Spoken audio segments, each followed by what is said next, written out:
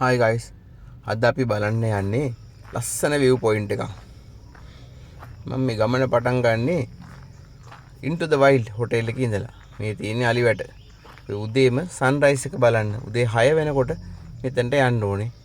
අලිවැටෙන් ඇතුළට ගිහිල්ලා තමයි යන්න තියෙන්නේ.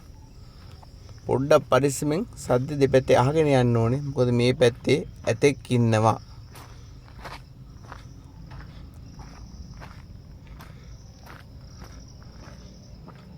සද්දයක් තියෙනවද? අත්තක් කැඩෙනවද? කොළ සද්දයක් ඇහෙනවද කියලා පොඩ්ඩක් බලලා පරිස්සමට යන්න.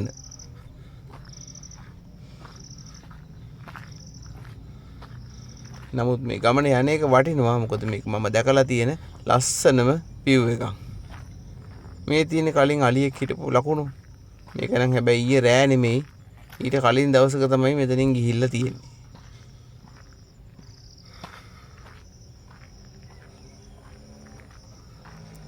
view point එකට යන ගමක දිගට කුරුල්ලොන්ගේ සද්ද ගොඩක් ඇහෙනවා. මේ පැත්තේ නමුත් විශේෂයෙන් අමුතු අපිට දකින්න අඩු දුර්ලභ කුරුල්ලෝ නම් නැහැ. සාමාන්‍ය බටිච්චෝ, පැණි කුරුල්ලෝ, පොල් කීච්චෝ, කොණ්ඩ කුරුල්ලෝ ඔය කට්ටිය තමයි වැඩිපුරම ඉන්නේ. ඉඳලා හිටලා උස ගහක නම් උකුස් විශේෂ ඉන්න පුළුවන්.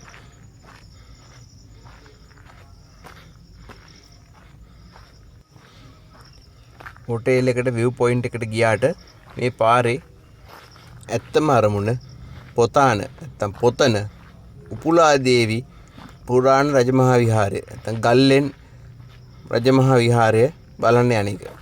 මෙතන ඊටත් වැඩිය වැදගත්කමක් තියෙන්නේ. ඔයාලා සමහර විට දැකලා ඇති. සීගිරියේ මියුසියම් එකේ තියලා තියෙන ඇටකටු. ලංකාවේ ප්‍රාග් ඓතිහාසික යුගයේ ඉඳලා පැවතෙන ඇටකටු වලින් දෙවැනියට පරණම ඇටකටු ටික හම්බෙලා තියෙන්නේ ඔය පොතාන රජමහා විහාරයේ දැන් පිහිටලා තියෙන භූමියේ තියෙන ගල් ගුහාවක් ඇතුලේ. මේ කාලිවැටෙන් එහා වුණාට සමහර තැන්වල ගෙදරක් දෙකක් තියෙනවා.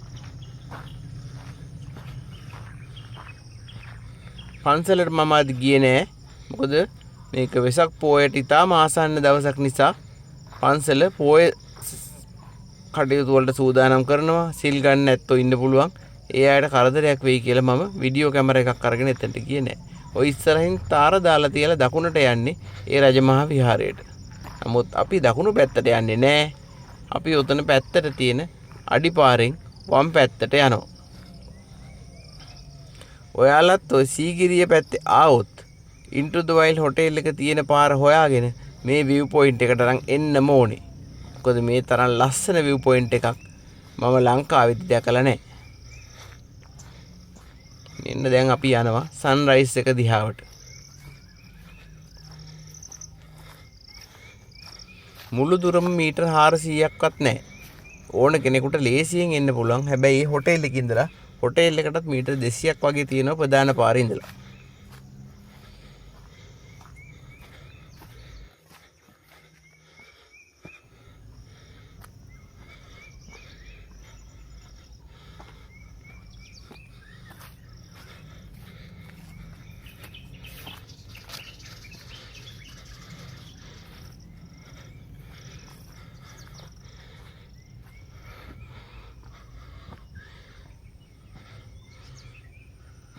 මෑත කාලෙක ලොකු වැස්සක් තිබ්බේ නැති වුණාට පිරිසිදු වතුර එකතු වෙච්ච පොකුණු වගේ මේ ගල් තලා උඩ තියෙනවා.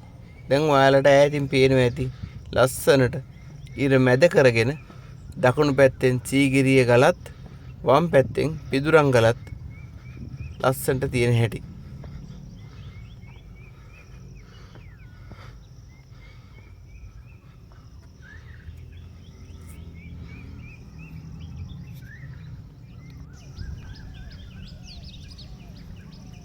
මෙතනට ආවහම කැලෑවකටම ආපු බවක් තමයි දැනෙන්නේ. මිනිස් වාසයක සලකුණක් අපිට දකින්න නෑ.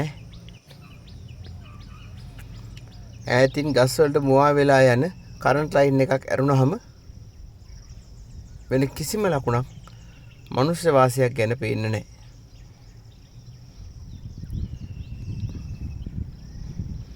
අපි මෙතන බලලා ගිහිල්ලා ආයෙත් මම ගෙදර අයත් එක්ක එනකොට ওই ගල් පොත්තට ආපු බල්ලෝ 3 දෙනෙක් පල්ලෙහා කැලේට බුරන්න පටන් ගත්තා. ගොඩක් වෙලාවට මේ පැත්තේ සැරිසරන ඇතා ඒ වෙලාවේ එතනට එන්න ඇති. මනුස්ස වාසය වැඩි නැති ප්‍රදේශයක් නිසාත් ඔය ඇතා ගැන කිච්චරම හොඳ මතයක් ගම්වාසීන්ට නැති නිසාත් අපි වැඩි වෙලාවක් එතන රැඳුනේ නැහැ.